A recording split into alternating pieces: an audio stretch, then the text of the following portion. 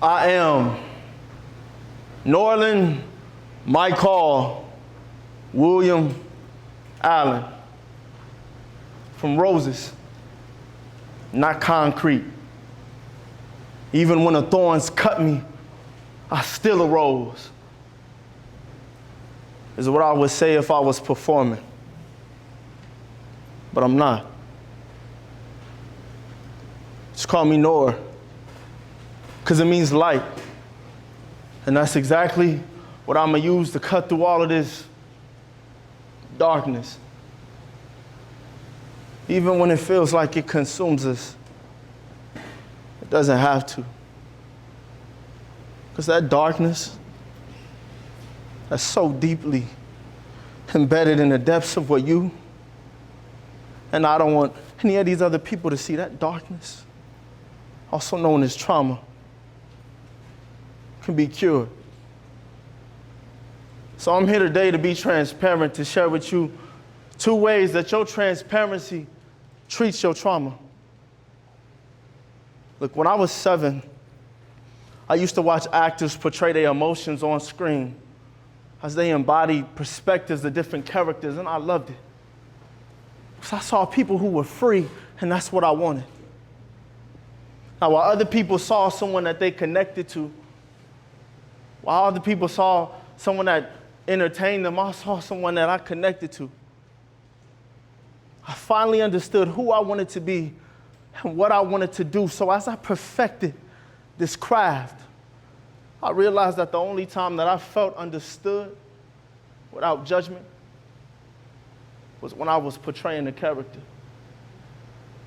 A character who often resonated with how I felt, yet because there was an audience and this was a performance, they just assumed that my pain left with their applause, but it never did. It never does, and it never will. Because when the lights cut out and the curtains close and my performance ends and your smiles, they fade, I'm still here, alone with myself, alone with my trauma, alone with my truth. So step 1, you gotta express what hurts. And I hate doing this speech. I hate it. Because every time I recite this speech, I gotta remember that I'm a victor and not a victim.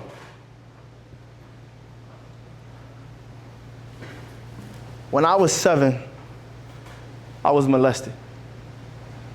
And I didn't ask for it.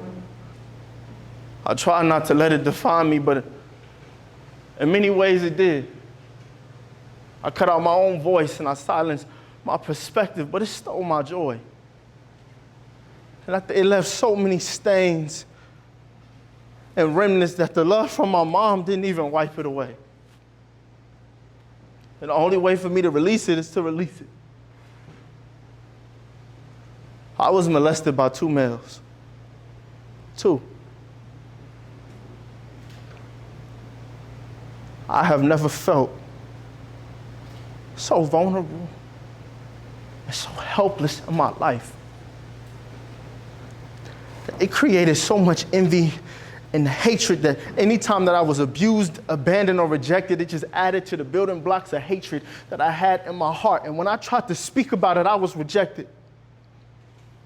So on a stage to 1,000 strangers, I expressed my truth. And what hurt me the most was that they thought I was performing. They thought I was a character. And this whole time, I thought that my vulnerability was the issue. It was the fact that I created such a relationship with my trauma that I wore like it was an accessory every day. And that's how I know that your separation, Bree, is rarely ever a desire. It is almost always a necessity. That your separation is rarely ever a desire. It is almost always a necessity. Because if you never speak up and if you never stand on business, you will prolong your peace. And if you prolong your peace, young man, you will never reach prosperity.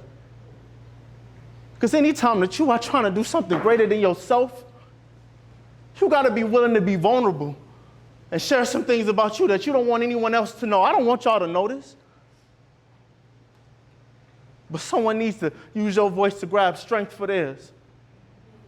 Because anytime that you want to free yourself, you got to see yourself. And if you truly want to see yourself, you got to be willing to look into that mirror of authenticity, and you got to free yourself. And step 2, you got to associate your life with healing. You got to speak affirmation into yourself. Like, I am black, I am bold, I am brilliant, I am beautiful, I am blessed. I am black, I am bold, I am brilliant, I am beautiful, I am blessed is what I tell myself, not because I want to, but because I have to. And you might be sitting here asking me, well, what qualifies him to talk about trauma? Well, nigga, the fact that I'm bleeding up here when I should be in someone's emergency room.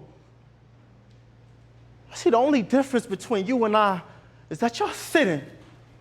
All of y'all are sitting, and you're silent. And I'm standing, and I'm speaking. Because if any one of y'all has ever had a traumatic event without any effects, please raise your hand. Just raise it. Or better yet, if any one of y'all is completely healed, please stand up and show me how. I want to know. I want to know, Mom.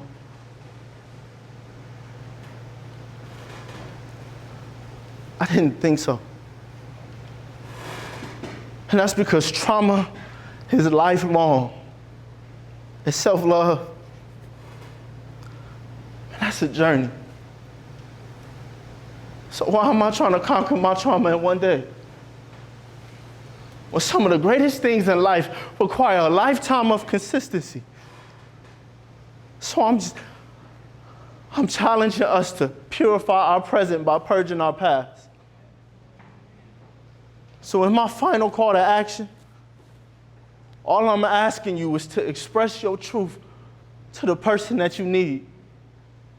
Not the person that you want or the person that makes you the most comfortable, but the person that you need. Because when you express your truth to the person that you need, I promise, it'll give you peace. I promise you.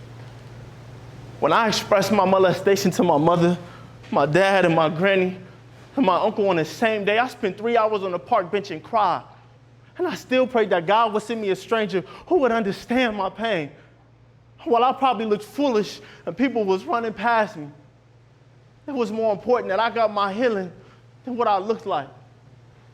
Because I was so focused on trying not to appear that I was broken, but I was attracting brokenness. I don't want that for you. After you express your truth to the person that you need, Keon, you have to find someone in your life who holds you accountable to who you are. When I was at the height of my depression, and I was suicidal, and I hated myself, and I wanted to die, I called my best friend, Marcellus, and I said, Marcellus, I don't know who I am anymore. Can you tell me? And as simple as it was, he said, Noah, what you've been through is not who you are. What you've been through is not who you are. Bump the conference, bump the stage, forget it all, to close. After this conference, come talk to me. We don't got to process your trauma, but we could talk about the positive things that you got going on in your life. And if you don't feel comfortable doing that, then dap me up. Or just come give me a hug. Because I know I need one. Or if you're not ready for that, just exchange your contact information and you hit me up when you're ready. That's because your healing is not a desire. It's a necessity. And people don't need a roadmap to healing. They just need permission. This is your permission. Go heal.